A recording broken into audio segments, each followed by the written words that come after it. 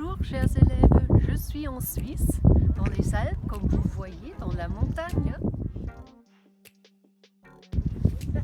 Et tout pendant la dernière période glaciaire, tout était couvert par des glaciers.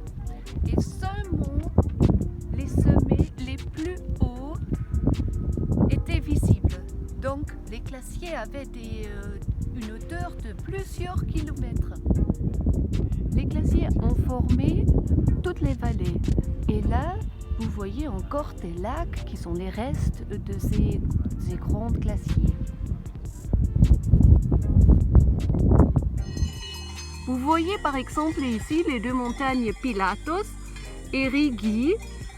Et entre les deux se trouve Lucerne, une grande ville en Suisse, qui est complètement couvert des glaciers. Et voilà, le Pilatus aujourd'hui se trouve là-bas et le Rigi ici. Donc, entre les deux montagnes, vous pouvez voir, vous pouvez apprécier la hauteur des glaciers.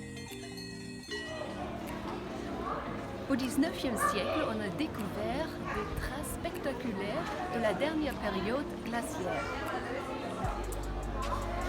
Voilà des traces de la période glaciaire, comme par exemple ces blocs ou ces sillons qui montrent que Lucerne a été recouverte par des glaciers à l'époque glaciaire. Ces sillons parallèles, voilà, indiquent le sens d'écoulement du glacier.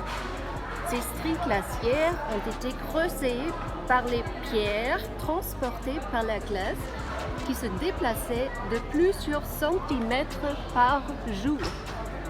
Ici la plus grande marmite glaciaire de Suisse. Une marmite glaciaire, c'est en allemand Gletschertopf. Les marmites glaciaires ont été créées au fond du glacier par la force de l'eau. Leur formation est d'ailleurs encore visible aujourd'hui dans les glaciers alpins.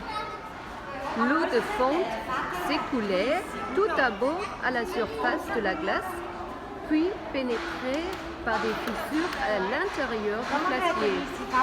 Au fond du glacier, l'eau était soumise à une pression élevée. Dans ce fleuve coulant de plus en plus vite, il se formait des tourbillons dont la vitesse pouvait atteindre jusqu'à 200 km par heure.